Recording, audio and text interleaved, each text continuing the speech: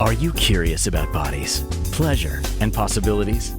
And what about curious about what others are up to on the planet when it comes to pleasure, sex, and play? Have you considered what pleasure can do for your life, your body, and your bank account? Do you know something magical, delightful, and out of this world orgasmic is not only possible for you, but totally available to you? If you're ready to be the magical, sexual, sexy beast you know you can be, and you just need the tools to get there, you're in the right place. Now, here's the host of The Pleasure Zone, sensual movement artist, relationship and sex alchemist, Milica Jelenic. Welcome, my sweet pleasure seekers. Guess what? You're on The Pleasure Zone, even though you're going to be hearing Siris Rivas's voice on here too. We can go with her full name, Siris Rivas-Verdejo. I just like saying it. It just feels like famous. So sometimes when I see your name, Siris, on like Facebook, I just say it in my head because I feel like it just rolls off like as if and this is Siris being interviewed by Oprah. And then Oprah's like, hey, Siris Rivas-Verdejo, how was your day? And like, I'm like, this is just so funny. It feels like a name that's going to go famous. So I love that. And I'm going to say it repeatedly. so who is this Siris and why is she on my show? So tonight we are having a conversation. It's all about books because, I often refer to books on the show, but I don't always just have a full-on conversation about pleasure books. So tonight we're geeking out. We're talking about pleasure and intimacy books with my guest host, Siris Rivas-Verdejo. And we're going to be looking at the different books that we've enjoyed over the ages, some of the ones that maybe both of us haven't read, but maybe one of us has read. Certain ones that maybe we have read and we're like, yeah, that was okay, but it sounds like it was written by like Chat GPT. So I don't know if you want to read that one. So we're going to be looking at some like qualities. If I actually knew how to get one of those rating scales on here, I would have had like 5 rating scales that we could have used. I don't know how to do those backgrounds. So we're not having that happen today. Maybe another day when I get super creative, I might figure that out, take some of this content and then put it as some ratings going on, like super sexy, total turn off on the bottom. So between super sexy and total turn off, those will be kind of like some scales we may be working with, inventing some new scales on the way. And I do feel like, a lot of these things, just keep in mind, they are subjective to who we are, and it all has to do with our perspective on everything. So we're not trying to knock the books necessarily. If we do say anything like, it was okay, we're not necessarily knocking the books. It's just not our thing. So it could be your thing. So go ahead and get it anyway and check it out for yourself. So I want to tell you a little bit about Siris before we get into the show. Siris is a family and child coach, speech language pathologist, and therapeutic energy worker. She uses her gifts to guide her clients to connect with their body, awareness, and other insightful nurturing as she nurtures changes in and with them. And she is a nurturing change agent in the world, like around the world, like not just in her town, right? So she works with people everywhere. So if you are looking for a fun and expansive space to be able to access your true self, you might want to connect with Siris to have and gain more awareness. And also to learn more things around communication, interpersonal relationships, culture, health, body awareness, and of course, choice. So there's lots of fun, great, different perspectives that Siris works with her clients.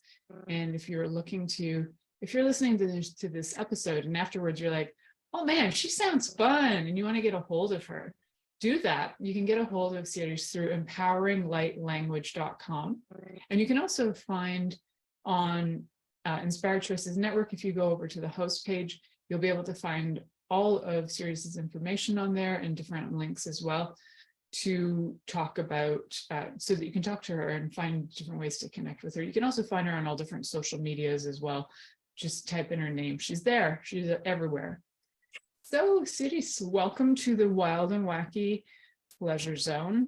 And it's cool to have you on because you've been on, how long have you been on Inspired Choices Network for? Almost a year, isn't it? Almost. It's getting there. Yeah. It's been really That's lovely. pretty exciting. I love it. That's cool. I think your first anniversary, it comes close to my 9th, which is wild. It's yours is around June or July, right? Something like that. Correct. Yep, July. Yeah. July. So July is my anniversary too. Wild. So we're having some big anniversaries here on Inspired Choices Network this year. For those of you listening in the future, it's 2023. So for those of you listening in the past, congratulations. Don't know how you did it, but good for you. So all about the timey-wimey, and have no idea how we can get into different timelines, but we do. So We do. on tonight's conversation, we're going to be talking about all favorite books and talking about the timey-wimey of things. Like, do you remember the very first book you got that was like sex education book? Yes, actually. That's funny you should ask that. I hadn't thought of that.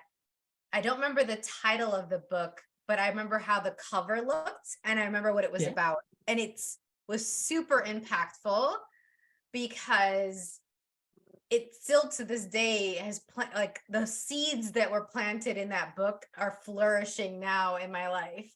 It was a book that I snuck to read that my dad had in his home. And I would see my dad every other weekend. And sometimes he would go out and play sports. Like he's a tennis coach and volleyball and basketball coach. And so he'd go and like play some sports, go out and outing. And when he left, I would sneak and I would grab this book. And it was this dark green cover with this gold like frame on the cover. And I can't remember the name of the title, like I said, but it was all about this woman traveling in Europe in one of those Eurorail trains. Okay. And her lover were traveling through it and they had all these adventures of like exhibitionism and they were doing all these different fun activities in the cabin of their train. And it totally planted the seeds of, I want to travel and have yummy adventurous sex for the rest of my life. Hello. And that was That's back so when I awesome. was like 11 years old. I love that yours is all pleasure oriented, where my first memories of any sex books or sex related anything was incredibly technical. And we actually come from those kinds of backgrounds and we still do that today. So Siris' like love of books is very like pleasure oriented, and mine are usually like very research oriented. Yes. So it's quite funny that that's actually the case. And each other. It complements, right? I Yeah. feel. Yeah, totally. I think I actually know what my first educational one was. I don't know that I actually had a lot of exposure to maybe erotica until I was actually probably until my 30s. And I have some, my mom gave me some erotica that's like, I can't remember the name of it. I'll check on break. But it's one of those big old green books with the gold writing on it, right? It's from like back in the day. And it was a banned book for a really long time. It was like, my mom said it was like a book that the only way you could buy it was that you'd have to put it in a paper bag. Wow. And nobody could know that you had it. I think it was something about Madame Bovary. I'm not sure. Anyway, there was some characters going on in there. I have not read. Oh, we have Playboy as some people's very first book, and I think that's pretty. We'll call it a book. Sure. To the person We're going to be a very chat, inclusive definition of book today. Magazine, book, sure.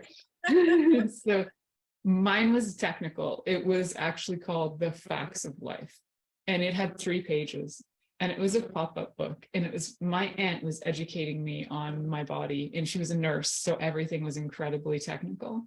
And I snuck the peek at the 3rd page, which was incredibly heterosexual, the merging of the female and the male genitalia in 3D.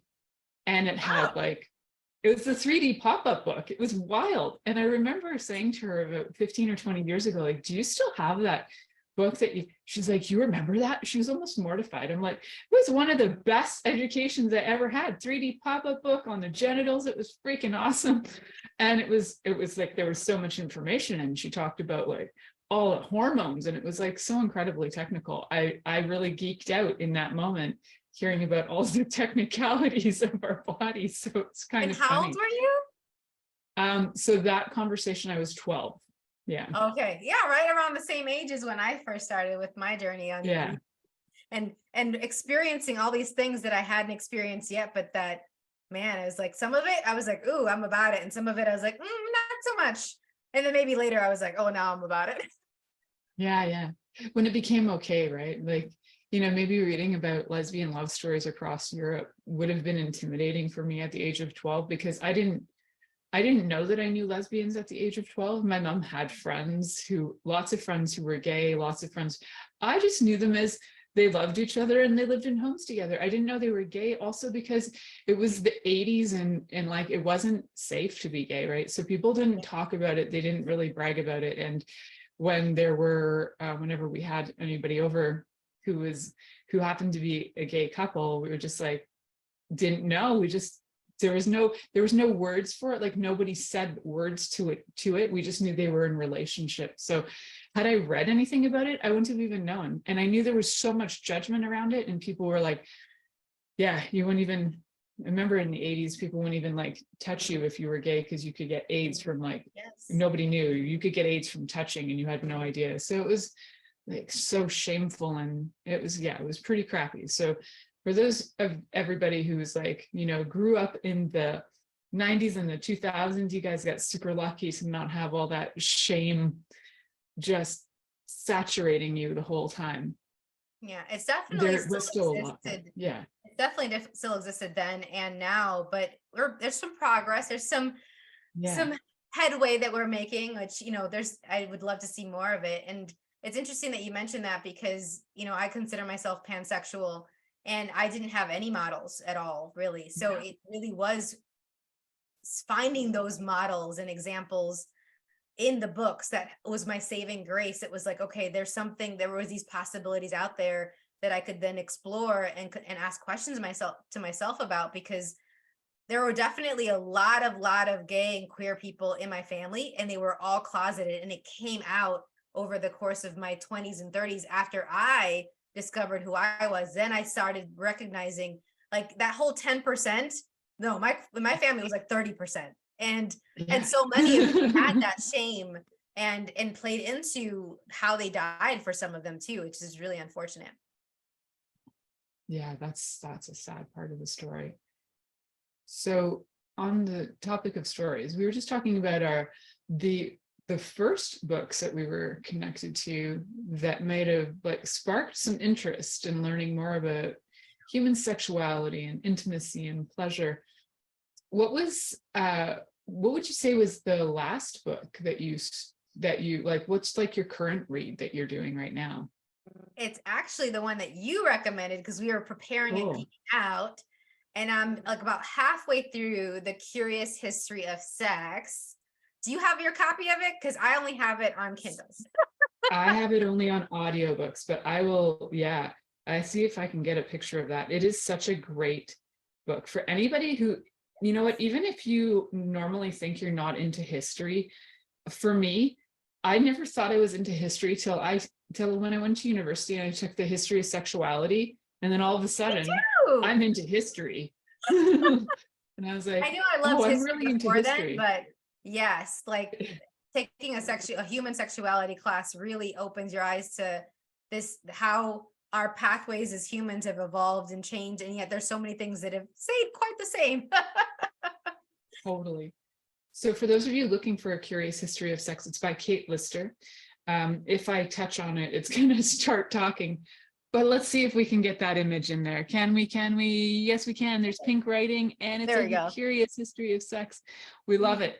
It's a great book. I think to me, it's a really great book if you are just kind of curious enough about sex, but you're not really sure, and you kind of want to learn. I think it's a great introductory book to the history and language. I think that in that one, the language was just, I think the first 3 chapters are so saturated in like learning about the language that we think is so foul was actually not so foul. I love that a lot about that book. What are some of the key takeaways you've got from that so far? Oh my gosh. So, I'm a big language dork, being a speech language pathologist. It was like, which one came first, my love of language or like me being able to use it in this way? And it's just like, I think it all was connected, and I totally geeked out on that. And she talks very explicitly about one of my favorite words that I probably can't say on your podcast. Yeah. And I was like, as soon as she got on CUNT, I was like, yeah, the big C. I love the big C. Yeah. invested. And also I'm an audiophile, so everything related to sounds and how she says it, like her having an English accent when she says I know, right? I was like, I could listen to her read the newspaper. It doesn't matter what she talks about. And then she just happens to talk about this really great topic that I love and geek out about all the time. And I see in our live audience that someone mentioned that the book Pussy, a Reclamation is my last book. Great book. I love that one too. By Mama. Yeah, that's what that one looks like, by Regina Thomas Hauer. It's fabulous books. So we'll talk about that one in a short minute. But yeah, so if you haven't checked out A Curious History of Sex, that is a great one. I highly recommend it. That one to me it's both educational, stimulating. It brings out the raunchy, it gets you like intrigued.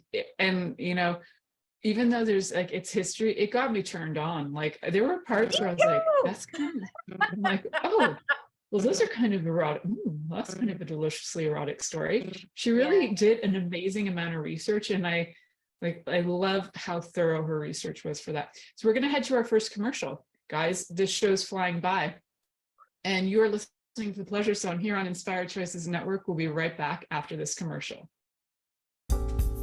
Are you secretly a voyeur, wondering what's going on in other people's sex lives?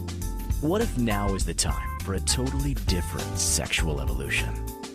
Are you interested in people who are pioneers of different sexual and pleasurable practices? Lean in now with Milica Jelenic, where she will entice you and your body to know your own pleasure zone.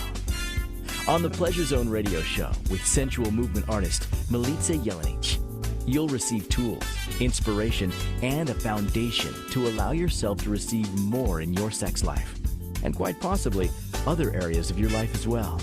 Listen for The Pleasure Zone with Milica every Monday at 8 p.m. Eastern Time, 7 p.m. Central Time, 6 p.m. Mountain Time, and 5 p.m. Pacific Time on InspiredChoicesNetwork.com.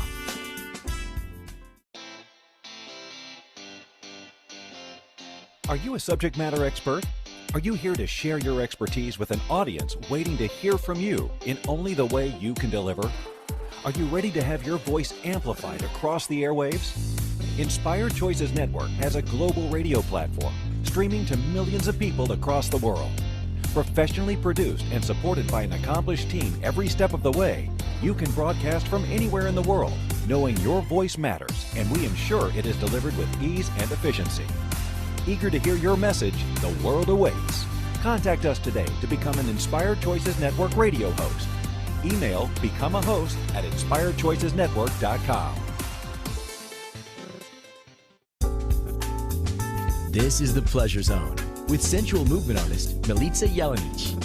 To participate in the program today, join our live studio audience in our chat room at inspiredchoicesnetwork.com. You can also make the choice to ask or comment by email. info@milicajelenic.com. Now, back to the program. Ooh, welcome back, my sweet pleasure seekers. Tonight we are talking all about pleasure and intimacy books. We're geeking out because that's what we do. If you are just joining us, you're actually joining two hosts of the Pleasure Zone tonight. So if you're not seeing us and you're hearing us, you're on with Siris Rivas-Verdejo. I sometimes flip those, Verdejo Rivas, but it's Rivas-Verdejo, and Milica Jelenic, and we're talking all about our favorite sex and intimacy books, pleasure books. And just before break, we were talking about the first books that we ever kind of tapped into that got us curious. And then we found out that Siris's current read is The Curious History of Sex, which is great.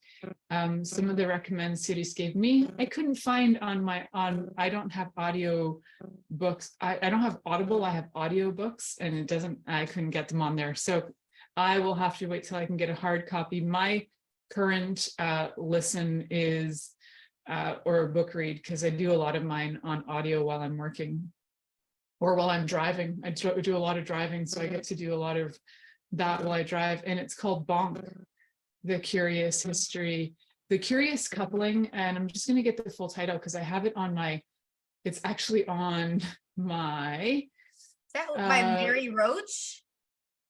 I believe it is by, yes, Mary Roach. I love Yes. her books. Oh my God, I love all of her books. Yeah, she has several, right? And she's, so far I'm loving it. I'm about an hour into a 12-hour listen, I think it is. And really great content. So yeah, this one, I'm just going to find what The Curious Coupling of Science and Sex. So this one has a lot of the research. She kind of goes through, she has some really great stories about, going to, the local library where she lives in San Francisco and like pulling out all the possible research. And like, she would get looks for all the things she was looking up. She would ask for some really specific research, and she spent a lot of time and a lot of hours and just like a lot of her own curiosity going through all this information to bring it to us in this fantastic book. So I highly recommend it because she's so well researched and the book is so well put together. It's a fascinating book. So far, an hour in, I highly recommend it, even at an hour in. And I think when I got that, I realized that I'd listened to a few of maybe one or two of the other books by Mary Roach, but I'd have to check those titles and check what they were. I love Stiff. Yeah, Stiff is one of my favorites, and it's all about, it's the curious lives of human cadavers. And even though it's not my kink, she actually talks about necrophilia in there and the history of it, because it's talking about cadavers and the process of decomposition and things like that. And I just love anything related to bodies and anatomy and physiology, and she goes into that quite in depth. And you're definitely big more about research than I am, but when I do choose a nonfiction book, it has to be like somebody like Kate Lester or like Mary Roach, where they're both really well researched, but there's whimsy. It's not dry. It doesn't feel like a textbook. So if you're listening to this and you're like, I don't know, this is like a really serious history, this really serious science. No, it's really fun. It's super fun too. Funny. Otherwise, I would not read it. I don't have that kind of time. I will choose to read else. I do sometimes do some heavy duty research, and yeah, it's pretty dry. So I'm sapiosexual. So anything like that gets my brain going, if they're like super intelligent, for me, it's like watching porn. So it depends, right? Siris is an audiophile. So, you get turned on by sounds. I also can get turned on by sounds. I find that definitely certain voices will get me really interested, even if, for example, like the voice on Curious History of Sex, the English woman's voice, I could listen to her. I don't know if that's actually Kate Lister or not. I never checked who the voice was. I think it is. Is it? Yeah, the voice is just phenomenal. And yeah, she could be selling you toilet paper and you'd be like, that's hot. That's really hot. That's what you do, darling. That's a great image. Thank you for that image. Yeah. Oh my gosh, I love it. Well, the other thing is, like, I say all the time that I get naked for laughs and for brains. I just prefer that person to be in the same physical space with me. Otherwise, I just get frustrated. I'm like, why aren't you here so I can like play with you? Like, that's annoying. Yeah, that's helpful, right? So, do you think you've read any sex books or intimacy books that have been where you went, wow, that was just like, I can't believe I just invested time on that? Or at some point, do you just go, I'm half an hour in, this doesn't work for me, I'm not even going to continue? Not that I recall, but I have found that with perspectives like that, if it's like offensive or morally reprehensible or something that's completely not congruent to where I'm at, I just delete it. I'm just like, I don't use my hard drive space for it. It's too valuable. So I couldn't even think of one right now. I'm sure I think there's more examples of me having encountered moments like that in discussion around materials, like their interpretation of the books, than the actual materials themselves. where the content was like, no, Yeah. that's not true. That's not going to work for me. I think I've been fortunate in that respect. I've been very picky, and I've had a lot of like vetted things before I'll go and like actually read it. And if anything, I'll maybe read the first chapter, and if it resonates, I'll continue it. And if not, I've given myself permission now, because I used to not. I used to force myself to read anything from the beginning. Oh, wow. I'd have to read it till the end.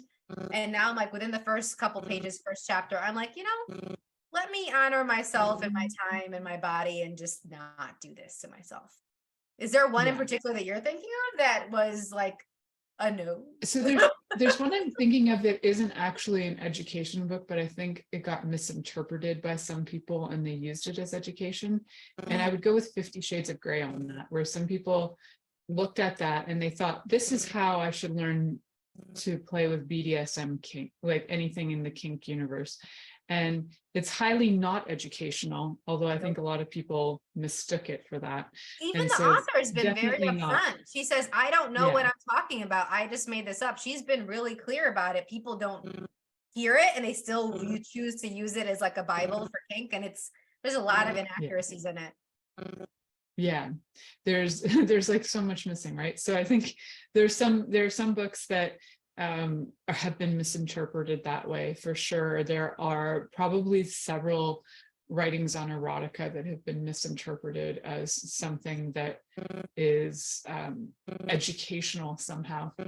And there's a lot of, and in those things, especially, and there are some really funny ones in eroticas. Maybe we'll have a conversation about this on another day, but I follow some YouTubers who are hilarious about talking about, or maybe it's TikTokers, and they talk about the misinterpretation of bodies in different writings, where they'll say stuff like, her labia were winking at me, and like weird, like stuff that makes no sense.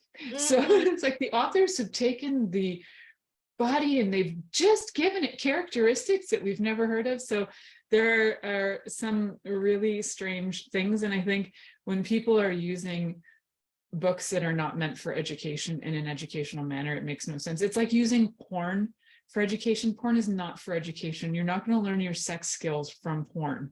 Nope. Porn is there to activate your brain and get you, assist you in getting on. It's not there to teach you anything. So neither is erotica. It's there to get your body wakened up. So I think that's just one I want to mention, because I think some people will go to this and then we'll have comments like, yeah, my favorite one was, and it's like, that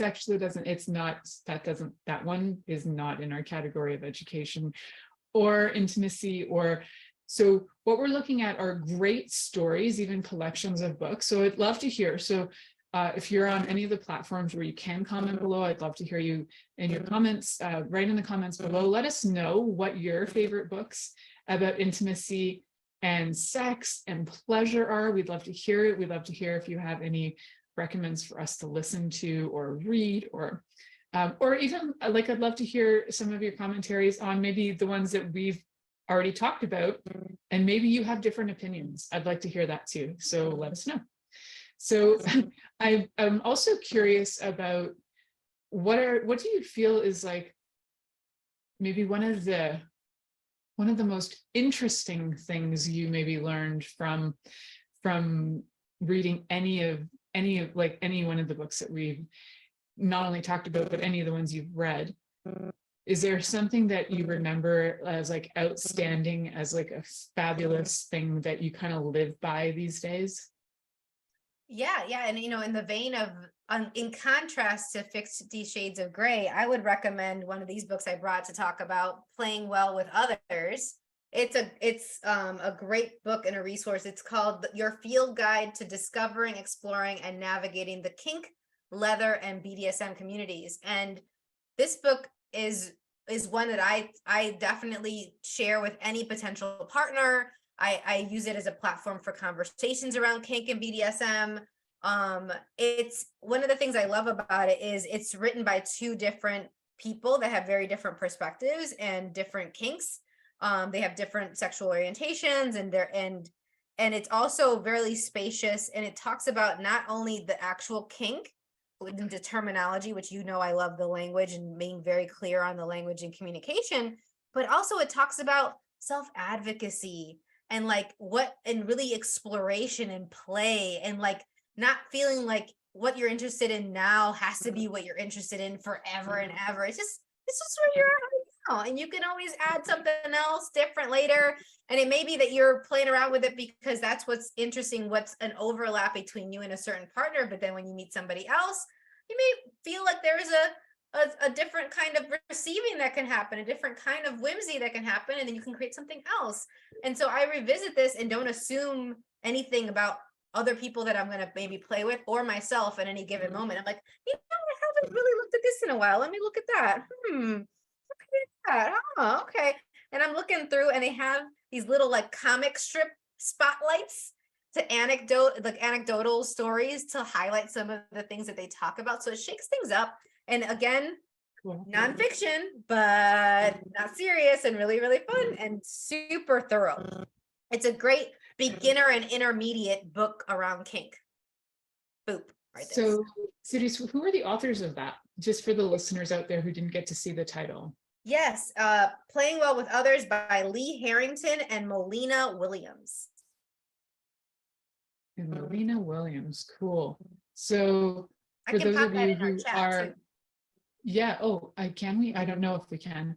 I don't think our chat works, but that's okay. In there for sure. So, for those of you who are listening, maybe we should have fair warned you, but at this point in the game, go get some paper, start writing some of this stuff down, but re-listen, have another listen, and write these titles down.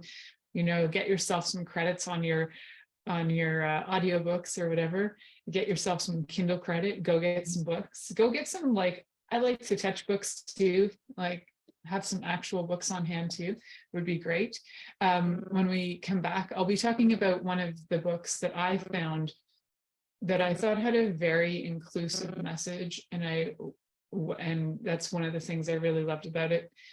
And it has a really great message about healing. So we'll talk about that, healing for our sexuality, basically, anytime there's been sexual trauma and what sexual trauma might look like. I think it's a fabulous book, and it might be just the way I interpreted the book too. So we're listening to The Pleasure Zone here on Inspired Choices Network, and we'll be right back after this commercial. Are you secretly a voyeur, wondering what's going on in other people's sex lives? What if now is the time for a totally different sexual evolution? Are you interested in people who are pioneers of different sexual and pleasurable practices? Lean in now with Milica Jelenic, where she will entice you and your body to know your own pleasure zone. On the Pleasure Zone radio show with sensual movement artist Milica Jelenic, you'll receive tools, inspiration, and a foundation to allow yourself to receive more in your sex life, and quite possibly other areas of your life as well. Listen for the Pleasure Zone with Milica every Monday at 8 p.m. Eastern Time, 7 p.m. Central Time, 6 p.m. Mountain Time, and 5 p.m. Pacific Time on InspiredChoicesNetwork.com.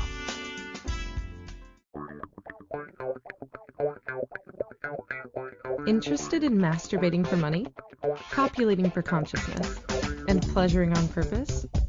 21 Days of Sexual Magicism with sensual movement artist Milica Jelenic is an exploration of tools, processes, and actions that you can use to create more for your life, your body, your money inflows, and so much more. Graduated learning for all levels of interest. Learn at your own pace via video classes or join the yearly live class. Take a peek at www.milicajelenic.com.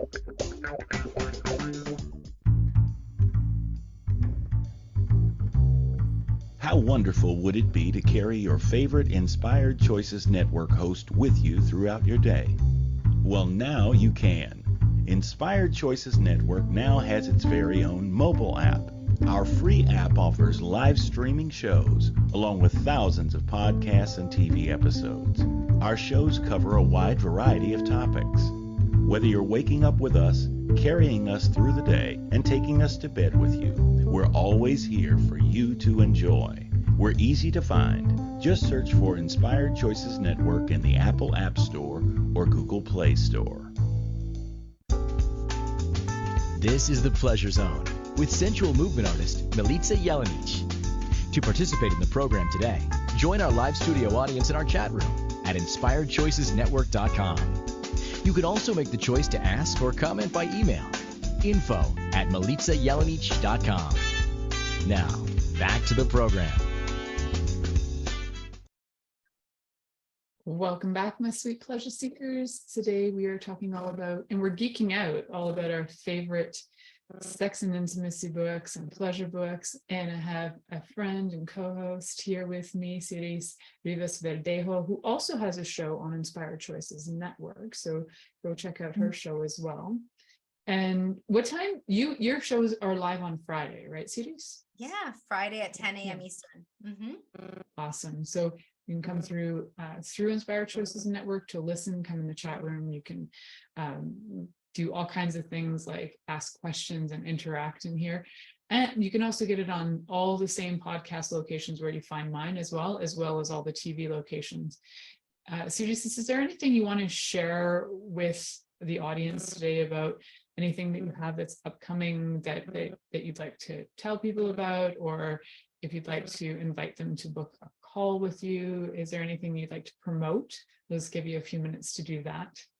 Well, I'd love for more people to check out my podcast, and you're going to be a guest and be my guest first on my podcast in May, which I'm really excited about. My podcast is called Choosing a Different Future, and it's all about different resources, tools, strategies, and having wonderful guests such as Milica, who invite us to choose beyond what's been projected and expected of us. And for a lot of us, we've had many things, be it because of our gender, our sexual orientation, our interests, our unique gifts that maybe aren't valued in the same way as it could be. And so we talk about that and more, and provide different tips and tools and questions we can ask so that we can soar beyond all of that, and we can actually create exuberant lives that light us up.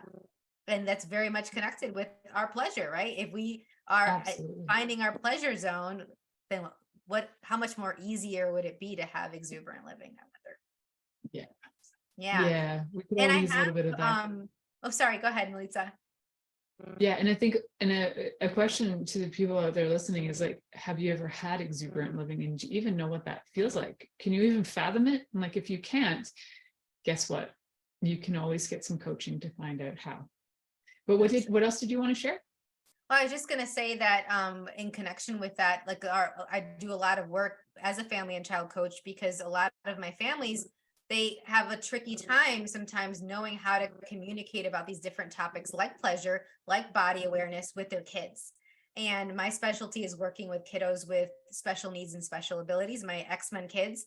But I also work with children of all ages, all the way through like 99 plus, that are really looking to tap into their inner child. And one of the things I like about a lot of these books that I found, including with the playing well with others that we mentioned before the last break, is it invites us to have that childish enthusiasm for living and for our bodies again, that many of us have either shut away, put on the shelf, hidden out, buried.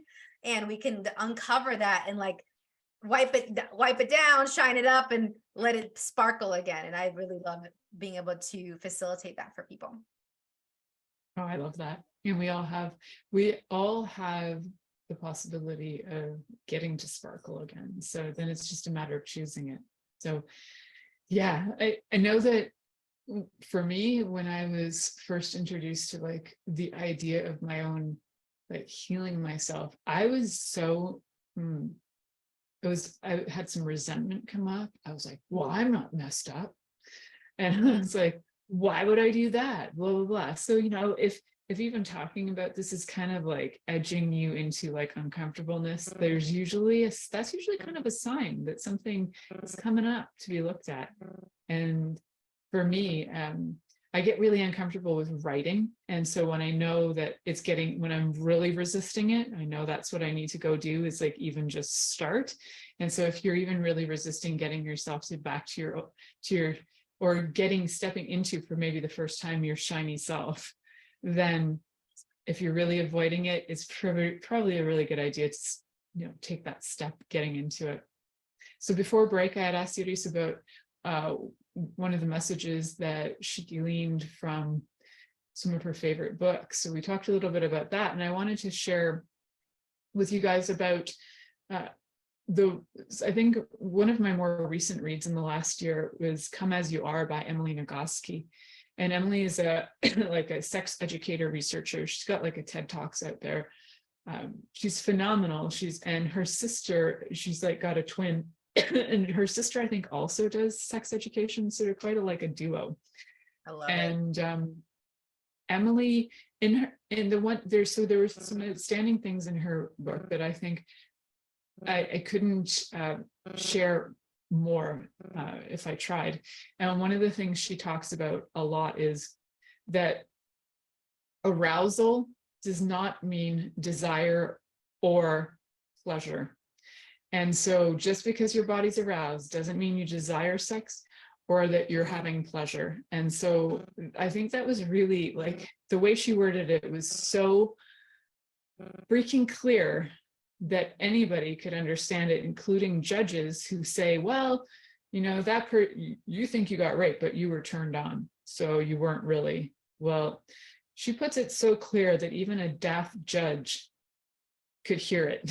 So I think that's really great. And I love that message that she shared. And then another one that she shares is she looked at the biology of bodies and how they develop in utero. And she basically says, like, no matter how you identify or how you've been identified when you were born, whether you're AMAB or AFAB, or whether you are identified as intersex. For those of you who don't know what AMAB, AFAB are, they were assigned female at birth, assigned male at birth, and then intersex is not often identified, but it's really prevalent, but often overlooked. So she talks about how all of us all have the same body parts organized different.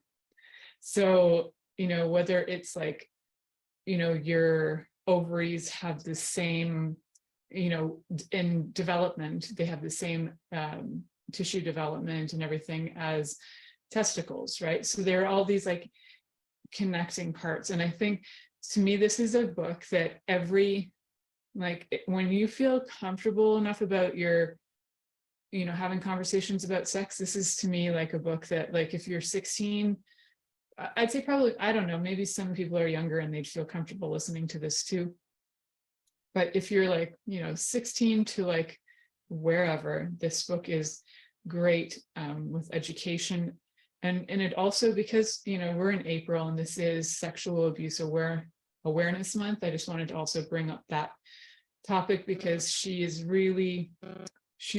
like truly backing people who have had any abuse and saying, like, yes, you may have confusion, like if your body responded, that doesn't mean you were saying yes. So I love that about her, and I love how she delivers that message. It's a really important message, and I don't think it can be shared enough. So so there's some other ones. That's like awesome. Yeah, so I like to also read books on like some other, like, another one that I've been reading is like Healing Love, which is like, it's a Taoist approach to sexual energy. So Ooh. that one's kind of fun, by Mantak Chia. He's been around for a while, Mantak Chia. He's got some different organizations. Yeah, for those of you who have or have never heard of him. So yeah, Healing Love, you can, there's several books in his like library of things that he's written. So any one of them will give you some really good tools. Even on the audios, you can, when you go to get the audio, they also have a download file. So then you go to a website and then you can get supplementary workbooks that go with it, which are pretty cool. So I like that when the audiobooks actually have the link to something else. Emily Nagoski's book also has a link that goes to other worksheets and stuff that she has. I love that. I think it's such a cool addition. I found that to be really helpful in a book I just finished recently, The Atomic Habits by James Clear. And it's all about like adding good habits and letting go of the bad ones. And it has all these links to different worksheets and handouts and the diagrams. If you want to get deeper, they'll have these images in the audio, in the electronic book or ebook version, but then it'll link you to all these other things that you can go deeper and explore. And I think that's really great because it's meeting people where they're at, but it's like, if you do want to go down a rabbit hole into more of you, hey, here you go. Yeah, that is really cool. I love that. So I'm just kind of scrolling through my my audiobooks right now. I have a lot of different ones. Wow, that's kind of wild. There's one I haven't listened to yet, so I can't really talk about it yet, but it's called The Compass of Pleasure. So that one could be interesting. And then I have another one. Well, I've actually been listening to quite a few books that have to do with healing traumas. So I've been listening to Stanislav Graf. I don't know if you've ever heard of him. Christina Graf and Stanislav Graf. So I think they were operating a lot out of California for quite a while. They had some workshops there, holotropic breath work. So basically they took like pranayama yoga and they, you know, cracked it up, and they were like, hey, let's do some workshops with this method, because they'd both learned how to do that, and they kind of brought it to the West. Yes, that could be cultural appropriation. Yes, I acknowledge that. And there is some there. So if you can take that work and you can go to the originators and you can do the pranayama yoga, it can be amazing for also healing trauma. So yeah, I found that highly to be recommend it. I've been practicing yoga since I was 15, and it definitely was a part of my healing journey with my physical issues that I had, because I almost died, and then my mental emotional stuff with anxiety and depression. And then after I was raped, that was a way for me to reconnect with my body in a positive way and feel like I had control and like I could go as far as I wanted to each day. And it was just a daily practice of like, where am I at today? How's my breathing today? You know, and having that inform my decisions, and if it was a yes or a no for me to do something. I love that. I love that. You've been doing, You have to so definitely send you've me the been link to doing that yoga one. for a long time. You've been doing yoga before it was cool. I don't know about that. I think it's always been cool. It's just more people are in the know about it now. As mainstream. Like I had a few friends in the 90s who did yoga, but not a lot of people were doing yoga. And we had like one TV show in Canada, and it was on our public television network. And this woman, it was in the 70s, and she had like this fabulous 70s workout clothes that were like the spandex that was just terrible. And there were no yoga bolsters out in the world, and there were no yoga mats, right? So she just put out a towel on her living room floor, and she would hold on to her like mantle for her fireplace, and like she just used everything around the house, and she was entertaining character. So that's kind of fun. And so we talked a little bit about, well, I mean, I showed the book of the Kama Sutra before we got in here. And in order to do the Kama Sutra, it's really good to actually go out and do some yoga first.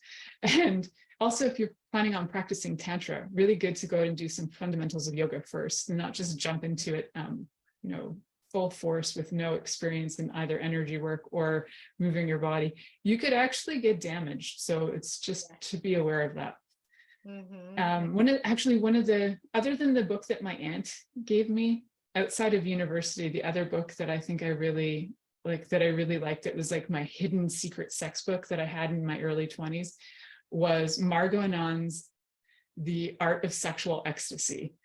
And like, she was one of the first, like, also she kind of like brought Tantra kind of to the mainstream in a way. And she'd studied in India. And so she's still alive as far as I know. She was alive during COVID. I saw her on some calls. So right. Margot Anand, she's like probably 80. I don't even know. She's a little feisty, fiery woman. I'm about it. All right, We normally would have a break, but we're not going to take it because we only have like 5 minutes left of the show.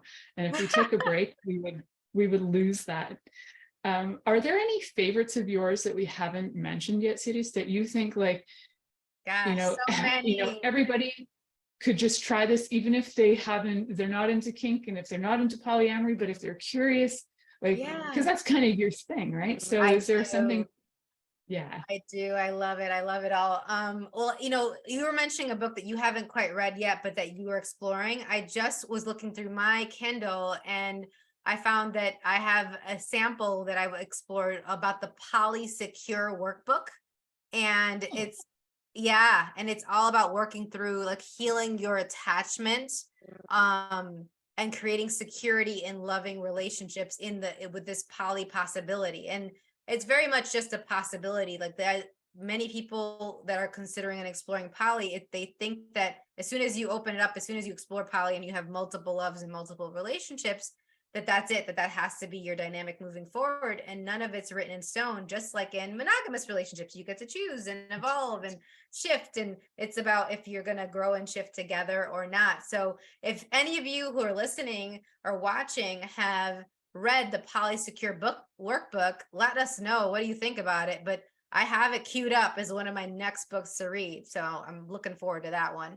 And then the other one I really love to talk about that I want to almost adapt, but it's a great starter. It's called The Hard Questions, 100 Essential Questions to Ask Before You Say I Do. There is a sex section in this book, and a lot of people do not talk about all the things that are in the chapters. Each chapter covers a different topic, from health to family to home. They don't talk about these things in depth, which builds intimacy, which builds connection and like clarity before they say I do, or before they say, okay, we're exclusive now, I'm going to forget about everybody else. I really don't recommend forgetting about everyone else, but that's just me. But if you do, in whatever dynamic you're choosing, these are really great questions to sit down and ask. And it is a workbook where you put mine, yours, and then what we agree upon together. What? Beautiful. You actually can create something different together. That's fabulous. That sounds like every household should have that. And that's like the gift, that you could give people when they start dating and they're I'm so in love and I'm going to get engaged next Tuesday. And you're like, wow, you don't even know Ed's middle name, but sure, you go marry Ed. So, I love the specificity of Ed. Hi, Ed, wherever you are. Wherever you are, Ed. We have no idea what your middle name is, but congratulations, you're marrying I hand them Felina. out like Tic Tacs. I don't even know who Felina is, but have fun with her. Yeah. It's Ed and Felina out there. There we go. Hi, Felina.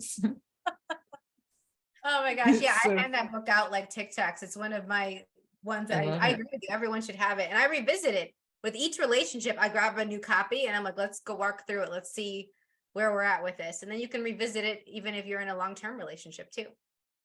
Yeah, I think that's great. I think I thought I asked some hard questions before I got married, but I bet there's ones in there that we never asked. So I'm going to get that just for reference for myself and go through it. And I'm sure my husband will be like, what? Didn't we ask these before?